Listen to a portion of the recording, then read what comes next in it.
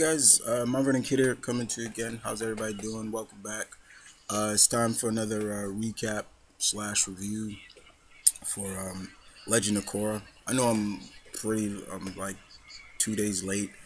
Usually I always try to put the Legend of Korra up Saturday, but I didn't watch it till late Saturday.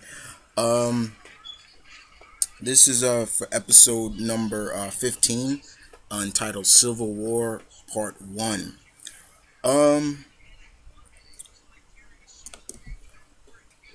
this episode was very, very interesting indeed because it opened a lot of. We got a lot of inquiries from the supporting cast, as well as kind of showcasing how do the North, the South feels about the North Water Tribe in a sense. Um, so we kind of get that in a sense, which is really kind of interesting. Um, we saw from the last episode 13, excuse me, 14, where pretty much um, Ulek, Korra's uncle, the pretty much has and basically brought in troops from the Northern Water Tribe to kind of looks like it was an invasion. But he basically explains to Korra that pretty much he wants to protect the southern portal that Korra opened, um, so to keep it safe from for the evil spirits and things like that. However, that's not playing a lot well with a lot of people from the southern tribe. For example, um, the character Varric, who is like the businessman of the he sees this as his business is going to suffer because of Ulek's blockage. He can't get his goods and everything. He can't sell and everything like that, and that plays a lot. And as well as we see kind of the northern tribes walking through the southern towns, and the southern water tribe is like looking at them like oppressors, like you have no business here, leave. And people start, there's an incident that kind of happens which actually almost gets into a big scuffle, and it's Korra who has to kind of, now she has to put herself in between. She's come to a crossroads definitely in this episode, where more importantly it's like, okay, who do I stand with? Do I stand as the Avatar, or do I stand as Korra of the Southern Water Tribe? You know what I'm saying?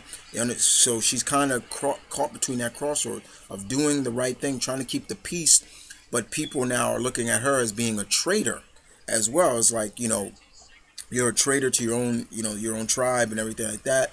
You know, maybe Uluk is going about it. He wants to bring the two tribes together, but I think personally, me, he's going about it the wrong way, especially by using this kind of approach to it.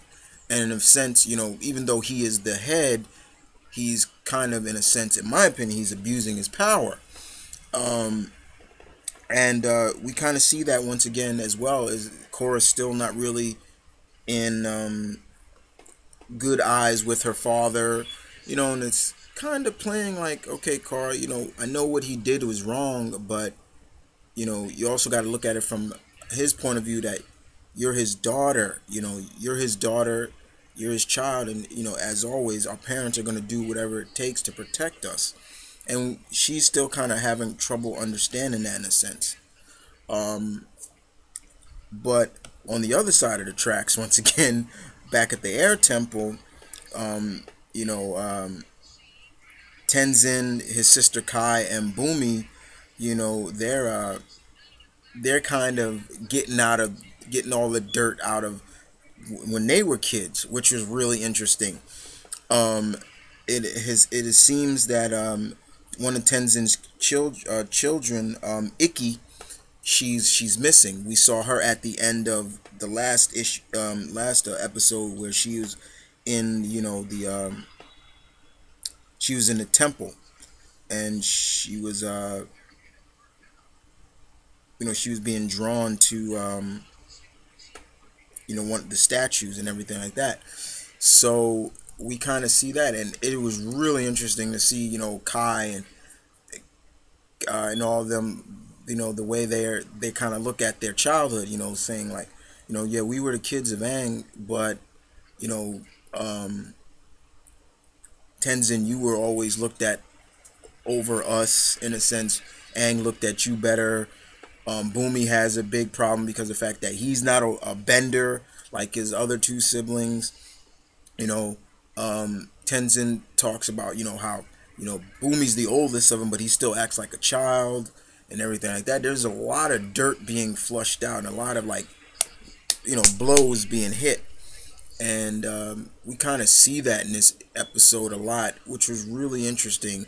I know there's always a kind of sometimes a little rivalry in a sense between siblings, but in this they kind of really take it to the extreme. Not too much, but basically in a sense, like, okay, here we are.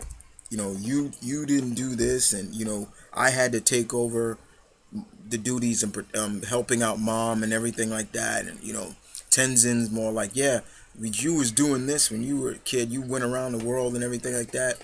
It was time for you to settle down, and it just got really, really. It was like, wow.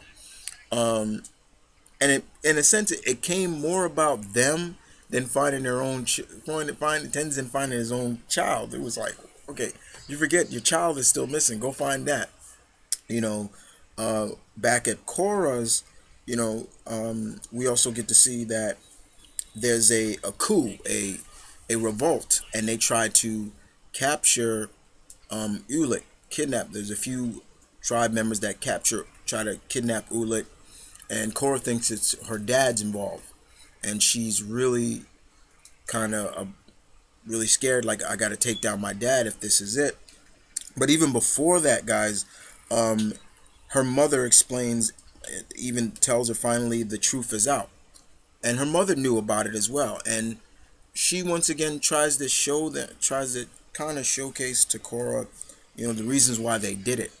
And it wasn't until the end of when Korra stopped the kidnappers that they reconcile their differences with her, and her mother tells her like, we always were wishing just for a normal family, but when we found out you were the Avatar, normal went straight out the door. So we knew that that couldn't happen, and they kind of reconcile right there, which was really good. And it kind of gives us a sense, okay, Korra, now you're moving in that direction that we as the fans, in a sense, kind of wanted to see you in the first episode of the second season, because to me, after the 6 months, we thought her character really had grown more, but it seems to have not. In a sense, I was kind of a little disappointed at that. But in this, we kind of see, and then all of a sudden, Ulick comes in and says that Korra's parents are under arrest, and it's like, and I looked at that like, on what charges?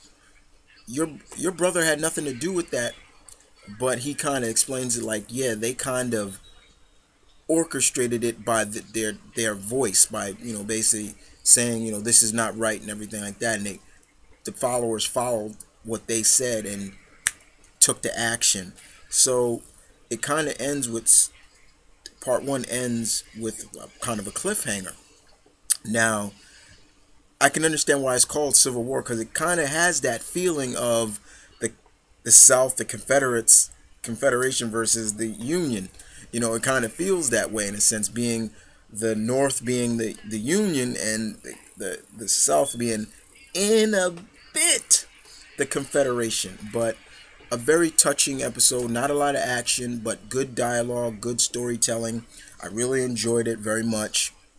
You guys tell me what you thought about episode 15, Civil War Part 1, and what do you feel is going to happen. Just give me you guys input as always.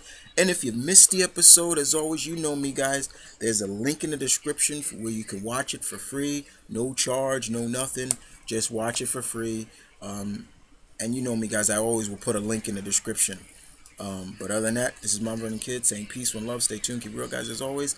I'll see you guys next time with another recap / review of Legend of Korra Season 2. Take care.